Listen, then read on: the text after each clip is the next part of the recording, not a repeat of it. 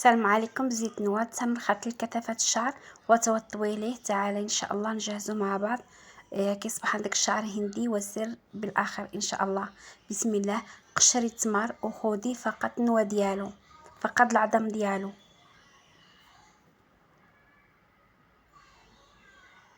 حطيه في المقلة وحركيه حتى يصبح اللون ديالو هيدا كحل. حمرو مزيان، طحنيه وعمل عليه شويه ديال حبة القرنفل وحرك الدورة الدموية ديال الراس وكيعزز بصيلات الشعر. ضيفي حبة البركة وحبة السوداء وهي إضافة اختيارية ولكن مفيد للشعر. طحنيه حتى يصبح قوام هيدا وحطيه في زجاجة معقمة وضيفي عليه أي زيت كيتناسب شعرك. أنا عملت زيت زيتون وخليه في مكان مظلم ل7 أيام.